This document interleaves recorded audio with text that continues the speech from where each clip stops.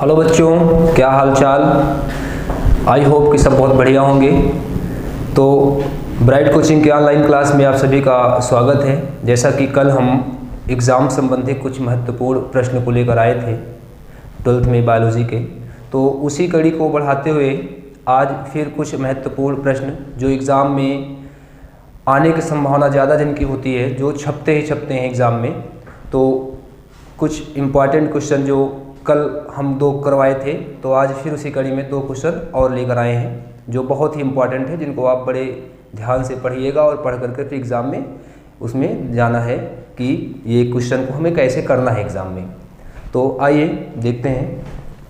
तो जैसा कि हमने कल देखा कि कल हम 2 इम्पॉर्टेंट क्वेश्चन मेंडल्स के नियम से संबंधित बताए थे। मेंडल्स के नियम में प्रभाविता, पृथक्करण और स्वतंत्र विवरण के नियम, जो बहुत ही इम्पॉर्टेंट है एग्जाम की दृष्टि से। उसी प्रकार अगर एक फ्लावरिंग रिप्रोडक्शन की बात किया जाए तो फ्लावरिंग रिप्रोडक्शन में कुछ ऐसे टॉपिक्स हैं जो बहुत ही ज़्यादा इम्पॉर्टेंट होते हैं, एग्ज़ाम से रिलेटेड होते हैं और उनको बच्चे ठीक से कवर नहीं कर पाते हैं, बहुत कंफ्यूज रहते हैं। तो ऐसे क्वेश्चन को हमें प्रिपेयर करना है जहाँ से हमें कई फ़ायदे हो जाएं। जैसे कि अगर उस क्वेश्चन से संबंधित कोई भी ऑब्जेक्टिव क्वेश्चन बनाए जाएं तो वो भी सही हो जाए, और अगर लॉन्ग में पूछा जाए तो भी सही हो जाए, और शॉर्ट में पूछा जाए तो भी सही हो जाए।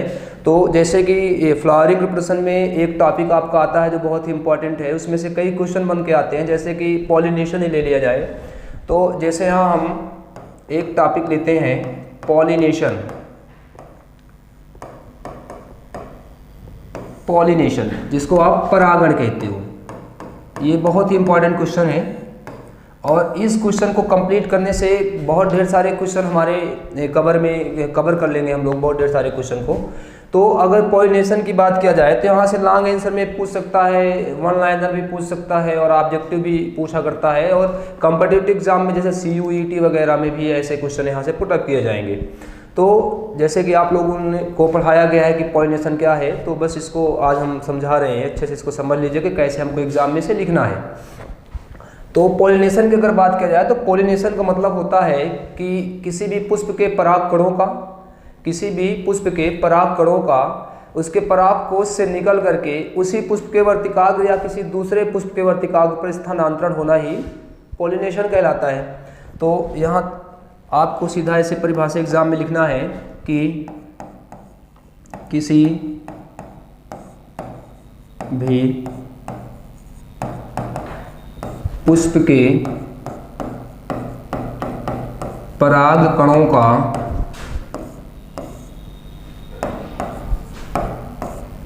किसी भी पुष्प के पराग कणों का पराग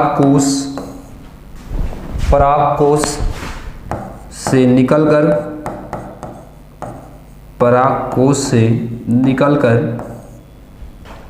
उसी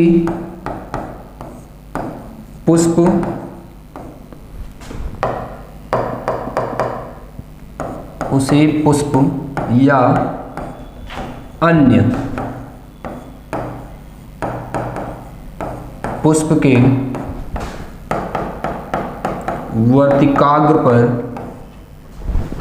वर्तिकाग्र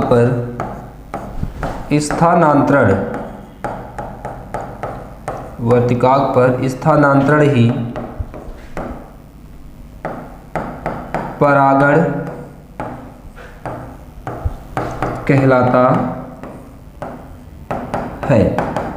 तो ये आपका एक डिफिनीशन हो गया, परागण का ये डिफिनीशन हो गया कि किसी भी पुष्प के पराग कणों का पराग कोश से निकलकर उसी पुष्प या अन्य पुष्प के वर्तिकाग्र पर स्थानांतरण ही परागण कहलाता है। यानी कि transfer of pollen grain from anther to stigma of the same flower और different flower is called as pollination.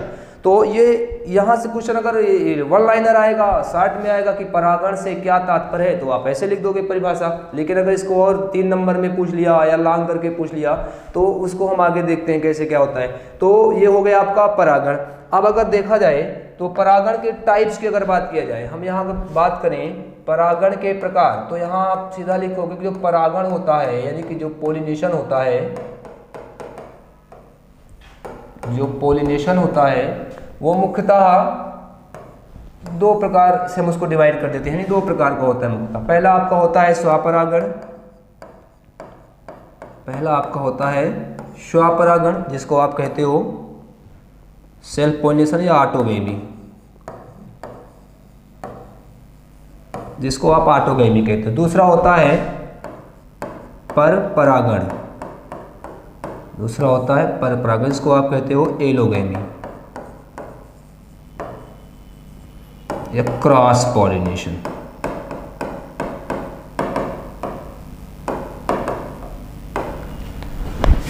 ये आपका सेल्फ पॉलिनेशन।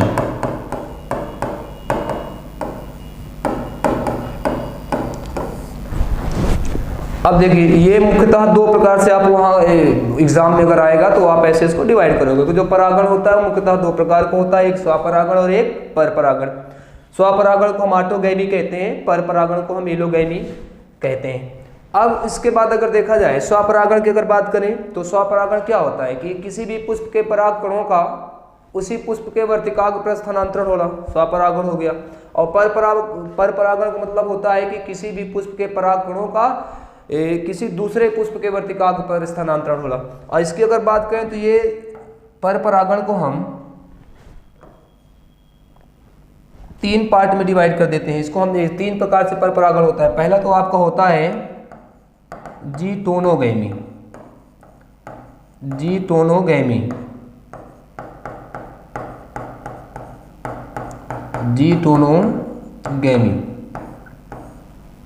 दूसरा आपका होता है जीनोगैमी, जीनोगैमी।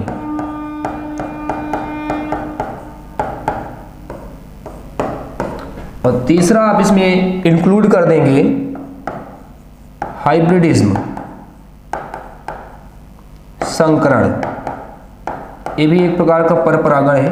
तो ये आप इसको डिफाइन करोगे, यानी कि परागण को हम मुख्यतः दो भागों में डिवाइड कर दिए, स्वपरागण और परपरागण। परपरागण को हम तीन पार्ट में डिवाइड कर दिए, जीटोनोगैमी, जीनोगैमी और हाइब्रिडिज्म। तो ये अब इसको अब यहाँ जो क्वेश्चन आपका पूछ सकता है एग्जाम में, वो कई प्रकार से पूछ सकता है। केवल इतना भी पूछ सकता है कि स्वपरागण से क्या तात्पर्य है, ये भी पूछ सकता है कि परपरागण से क्या तात्पर्य है वन लाइनर में। और यहाँ भी पूछ सकता है कि जीटोनोगैमी से क्या तात्पर्य है, या जीनोगैमी या हाइब्रिडिज्म, कुछ भी यहाँ से पुटअप कर सकता है। तो अगर हम इस टॉपिक को तैयार कर लेते हैं तो इस टॉपिक से हमें बहुत ज़्यादा फायदा होगा। तो अगर हम यहाँ देखें अब स्वपरागण की जरा बात कर लें कि स्वपरागण क्या होता है। स्वपरागण आप स्लाइड करके ऐसे सीधा स्मार्ट तरीके से कापियाँ लिखेंगे, बोर्ड एग्जाम में अगर क्वेश्चन आ जाएगा। तो स्वपरागण की अगर बात करें, सेल्फ पॉलिनेशन, सेल्फ पॉलिनेशन। एक चीज और याद रखिएगा, अब वहां अगर मान लीजिए स्वपरागण ना दे करके वहां केवल दे दिया कि ऑटोगैमी से क्या तात्पर्य है, तो यही चीज होगा, ठीक है ना। तो यहां लिखोगे स्वपरागण क्या होता है, तो लिखोगे किसी भी पुष्प के पराग कणों का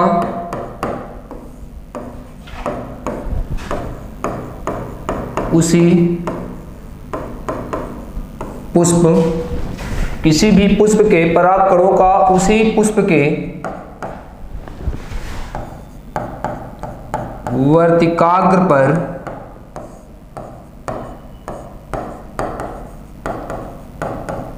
स्थानांतरण होना, या वर्तिकाग्र को स्थानांतरण ही स्वपरागण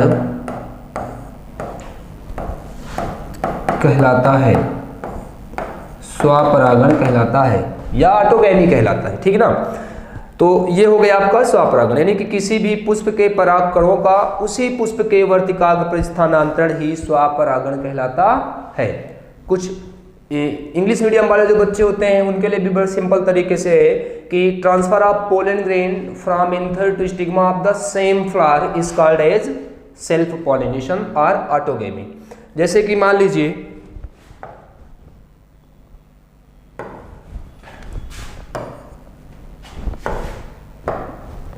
ये कोई एक फ्लावर है, एक ये फ्लावर है,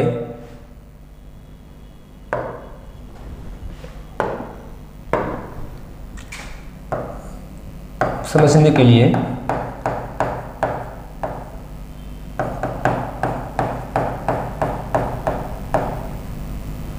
ये एक फ्लावर है, मान लीजिए सेल्फ पॉलिनेशन के लिए।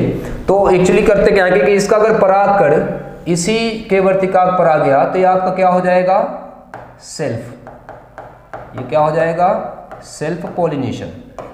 तो ये आपका क्लियर होगा। इस पुष्प का परागकण इसी पुष्प के वर्तिकाग्र पर अगर गया तो ये आपका क्या हो जाएगा, सेल्फ पॉलिनेशन। अब अगर क्रॉस पॉलिनेशन की बात करें, पर परागण की जरा बात कर लें।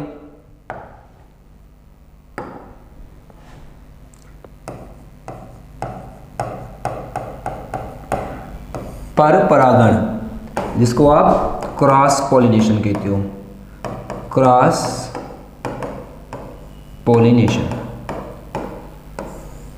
और इसको क्या कहते हैं, एलोगैमी, एलोगैमी। अब देखिए, अब एग्जाम में हो सकता है पर परागण ना दे करके एलोगैमी पूछ ले कि एलोगैमी से क्या तात्पर्य है। तो आपको यही लिखना है कि पर परागण को ही एलोगैमी कहते हैं। और इसको डिफाइन कैसे करोगे कि किसी भी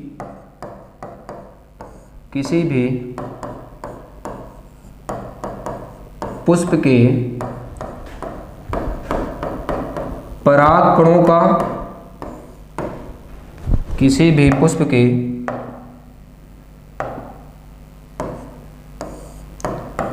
परागकणों का, किसी भी पुष्प के परागकणों का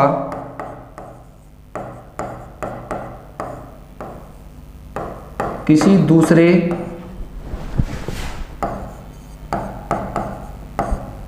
पुष्प के वर्तिकाग्र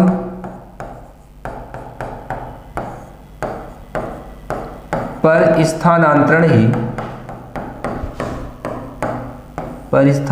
ही पर परागण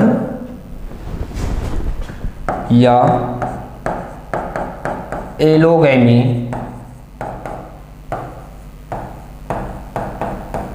कहलाता है। ये आ गया इसका आंसर। किसी भी पुष्प के परागकणों का किसी दूसरे पुष्प के वर्तिकाग्र पर स्थानांतरण ही पर परागण या एलोगैमी कहलाता है। ये एक डिफिनीशन हो गया।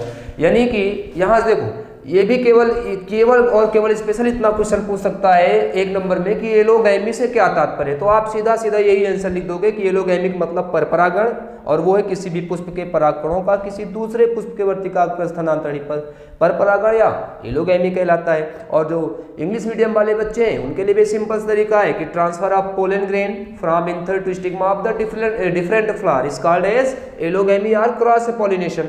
अब इसके बाद पर परागण के टाइप्स की अगर बात किया जाए, या एग्जाम में भी पूछ सकता है कि पर परागण कितने प्रकार हैं, उनको आप उन पर टिप्पणी लिखिए या उनका वर्णन कीजिए।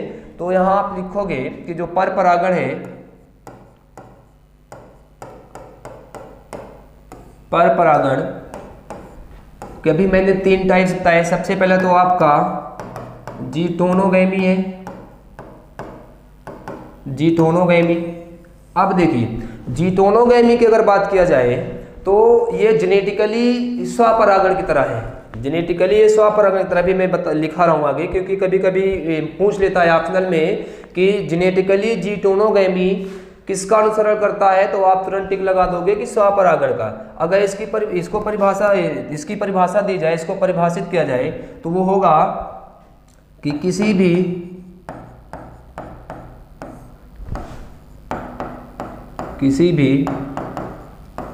पुष्प के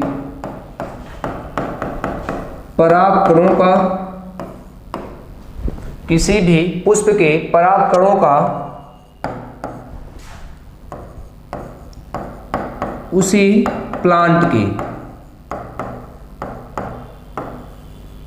प्लांट के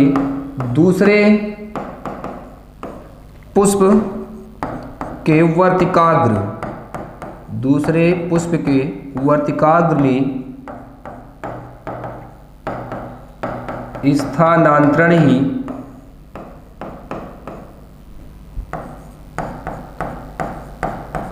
जीटोनोगैमी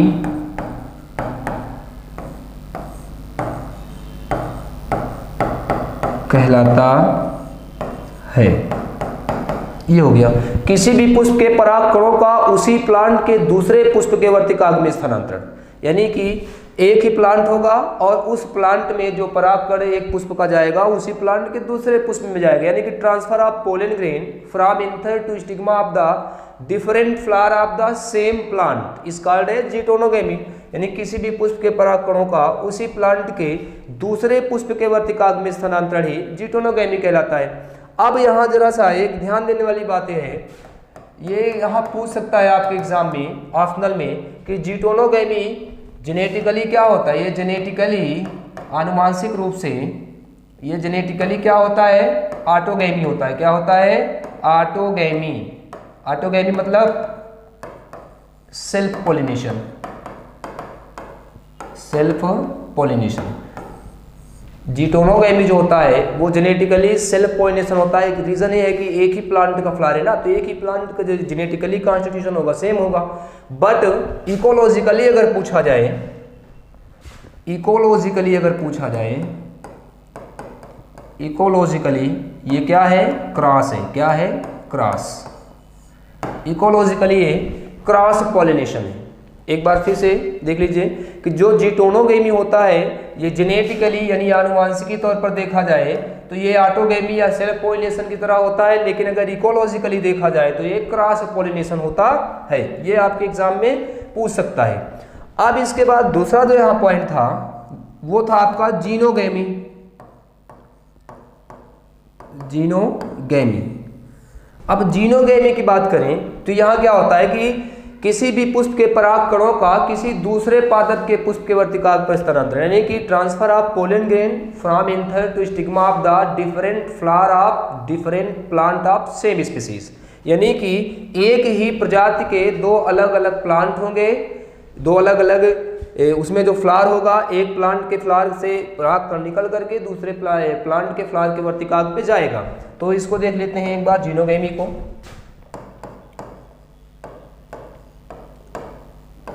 जीनोगेमी, इसमें क्या लिखोगे,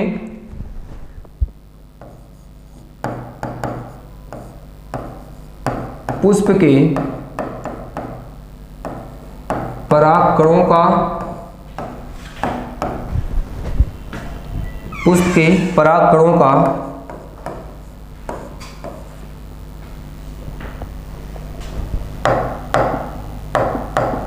पुष्प के परागकणों का उसी प्रजाति के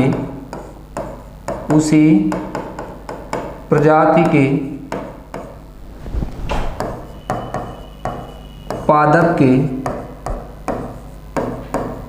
दूसरे पुष्प के वर्तिकाग्र पर स्थानांतरण किस पुष्प के परागकणों का उसी प्रजाति के पादप के दूसरे पुष्प के वर्तिकाग्र पर स्थानांतरण ही जीनोगेमी कहलाता है। जीनोगेमी कहलाता है। जीनोगेमी कहलाता है। यानी कि यहां अगर देखा जाए तो transfer of pollen grain from anther to stigma of the different flower of the different plant of same species, ये आपको वहां पर लिखना है। अगर इसको देखें हम, जैसे इसको देखा जाए, मान लीजिए ये एक फ्लावर है, समझने के लिए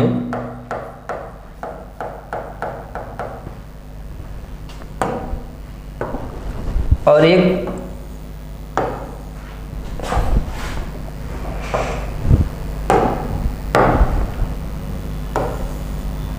फ्लावर ये है, ऐसे करके। अब देखिए ये सेम स्पीसीज के प्लांट है, सेम स्पीसीज के प्लांट है। अब सेम स्पीसीज के दो अलग अलग प्लांट के दो अलग अलग फ्लावर है। अब देखिए इसका जो पोलन ग्रेन है वो अगर यहाँ से ट्रांसफर होकर के इसके वर्तिकाग्र पर आ रहा है तो वो आपका क्या हो जाएगा, जीनोगेमी।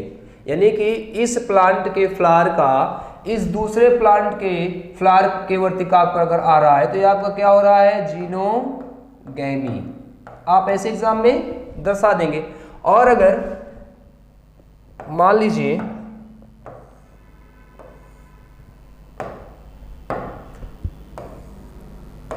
ये एक ही प्लांट में दो अलग अलग फ्लावर हैं,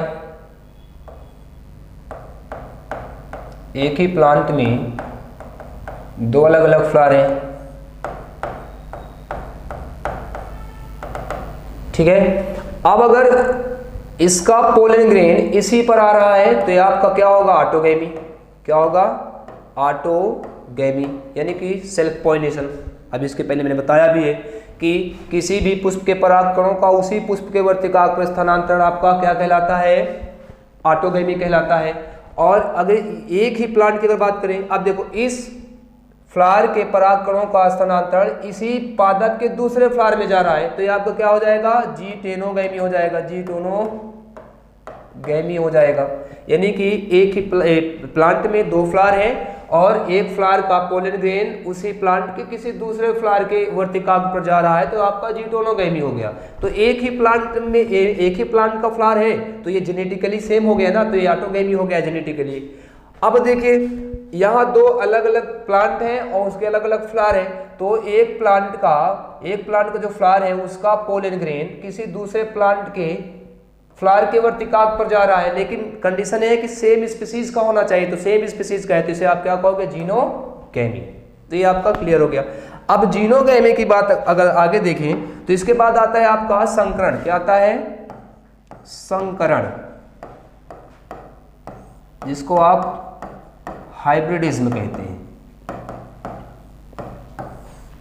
अब देखिए संकरण की बात किया जाए तो यहां सब डिफरेंट होगा। Transfer of pollen grain from anther to stigma of the different flower of the different plant of different species.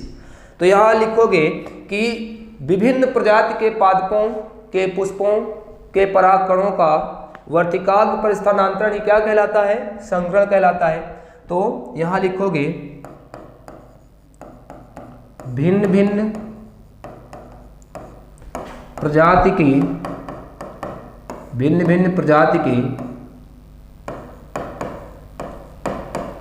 पादपों के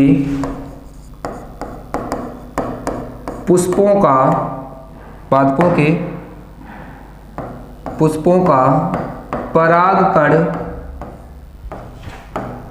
का स्थानांतरण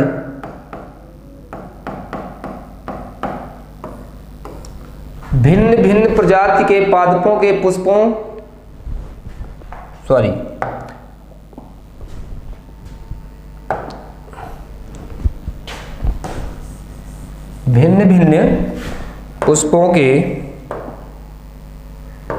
भिन्न भिन्न प्रजाति के पादपों के पुष्पों का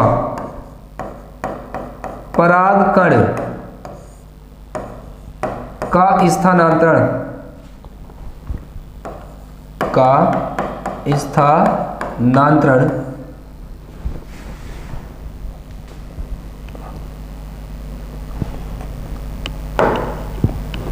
एक मिनट, परागकण का वर्तिकाग्र पर स्थानांतरण ही संकरण कहलाता है।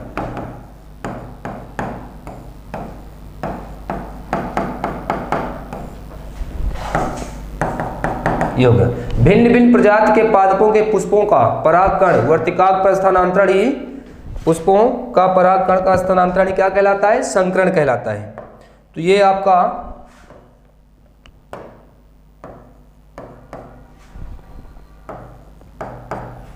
क्लियर हो गया संकरण, यानी कि transfer of pollen grain from anther to stigma of the different flower of different plant of different species. यहां सब कुछ डिफरेंट होगा, ठीक है। तो ये हो गए टाइप्स ऑफ क्रॉस पॉलिनेशन। तो आपको ऐसे लिखना है एग्जाम में, आपको सबसे पहले लिखना है परागण क्या है, उसके बाद परागण के प्रकार में आपको सेल्फ पॉलिनेशन और क्रॉस पॉलिनेशन में डिवाइड कर देना है, फिर सेल्फ पॉलिनेशन को डिफाइन करना है, उसके बाद क्रॉस पॉलिनेशन को डिफाइन करते हुए उसके प्रकारों का वर्णन कर देना है, और फिर फ्लावर के माध्यम से आपको समझा देना है कि कैसा परागण कैसा किसमें हो रहा है। अब इसके बाद इसमें नेक्स्ट जो आपका आता है वो आता है एजेंट। जो परागकण कराते हैं, यानी कि जो परागण करवाते हैं, परागकणों को जो स्थानांतरण करने का काम करते हैं, उनको हम एजेंट कहते हैं। यानी कि एक फ्लावर के पोलन ग्रेन को यदि स्टिग्मा तक ले जाने का जो कार्य करता है या किसके माध्यम से जा रहे हैं तो एजेंट होते हैं। तो एजेंट की बात करोगे तो यहाँ इसको आप दो टाइप में डिवाइड कर दोगे, एक कर दोगे बायोटिक और दूसरा एबायोटिक, बायोटिक और एबायोटिक। बायोटिक की बात करोगे तो एनिमल्स के थ्रू परागण होगा, और एबायोटिक की बात करोगे तो यहाँ दो चीजें आ जाएंगी, एक तो आपका एयर के द्वारा परागण होगा, दूसरा आपका वाटर के द्वारा परागण होगा, ठीक है ना। तो ये आपके क्या है, एजेंट्स हैं, पॉलिनेटर वगैरह। अब उसके बाद यहाँ अगर हम बात करें एनिमल्स की बात करें तो एनिमल्स के द्वारा अगर परागण होता है तो उसको हम जूफिली कहते हैं। क्या कहते हैं, जूफिली, जंतु परागण इसको कहते हैं। क्या कहते हैं, जंतु परागण। ये आपको लिखना है। ये आपका टिक मार भी आ सकता है कि जंतुओं के द्वारा होने वाले परागण को क्या कहते हैं, तो वहां आप टिक लगा दोगे जंतु परागण। मान लीजिए जंतु परागण नहीं देगा तो वहां जूफिली लिखा रहेगा। आप ऑप्शन में हिंदी और इंग्लिश दोनों को देखेंगे, ठीक है ना। तो कभी कभी होता क्या है कि बायोलॉजी में हिंदी को इंग्लिश में भी वैसे लिखा रहता है, इंग्लिश को हिंदी में वैसे लिख देते हैं, तो वहां जूफिली भी लिखा रह सकता है। अगर इसकी बात करें एयर पोलिनेशन की बात करें तो इसके द्वारा जो होता है उसको आप कहते हो एनीमोफिली। एनीमोफिली। हवा के द्वारा होने वाले परागण को क्या कहते हैं, एनीमोफिली। और वाटर के द्वारा होने वाले परागण को क्या कहते हैं, हाइड्रोफिली। क्या कहते हैं, हाइड्रोफिली। जल परागण, वायु परागण, जल परागण, ठीक है ना। तो ये यहाँ से आपके टिक मार्क क्लियर हो जाते हैं। जो ऑप्शनल आएंगे वहाँ क्वेश्चन पूछेगा कि वायु के द्वारा होने वाले परागण को क्या कहते हैं, तो आप टिक कर देंगे एनीमोफिली। और वाटर के द्वारा होने वाले परागण की बात की जाएगी उससे आप कहोगे हाइड्रोफिली। अब जरा से देख लेते हैं कि अगर हम वहाँ एग्जाम में पूछे कि जंतुओं के द्वारा निम्नलिखित में से किसमें परागण होता है, तो सबसे बेस्ट एग्जाम्पल जो आपका आता है, अगर हम जंतु द्वारा एक एग्जाम्पल की बात करें,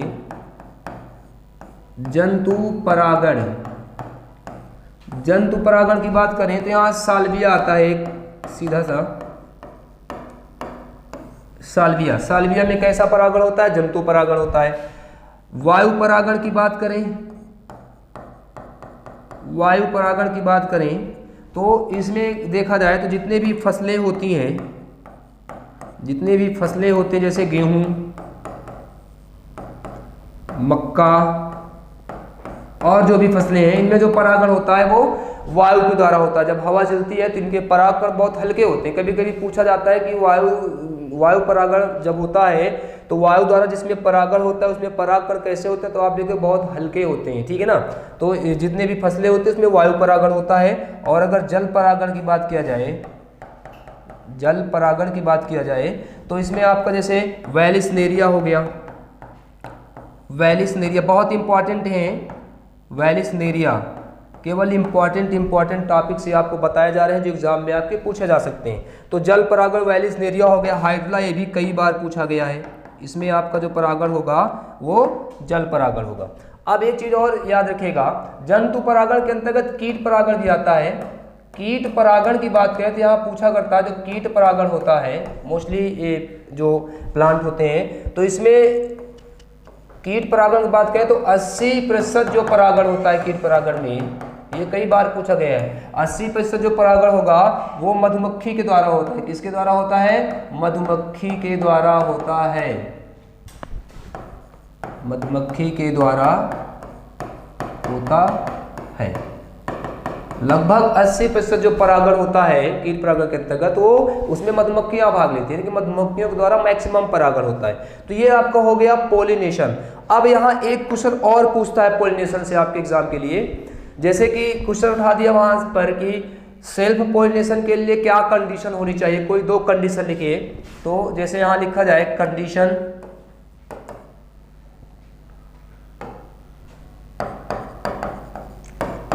फॉर सेल्फ पोलिनेशन।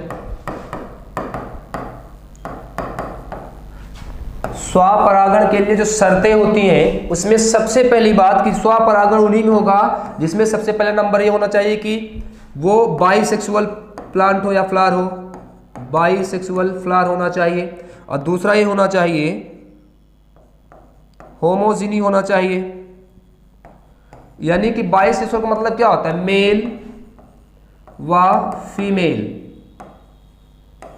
मेल और फीमेल दोनों एक ही फ्लावर में होने चाहिए, तभी स्वपरागण होगा। और यहां अगर देखा जाए तो यहां मेल व फीमेल दोनों पार्ट एक ही टाइम पर मैच्योर होना चाहिए, यानी कि स्वपरागण के लिए सबसे जो आवश्यक दो शर्तें हैं, वो पहली शर्त यह है कि जो प्लांट होगा या जो फ्लावर होगा वो बाइसेक्सुअल होगा, एक ही फ्लावर में मेल और फीमेल दोनों पार्ट हो। और दूसरा ये शर्त होना चाहिए कि एक ही समय पर नर व मादा दोनों पार्ट क्या हो, परिपक्व हो, तभी वहां पर स्वपरागण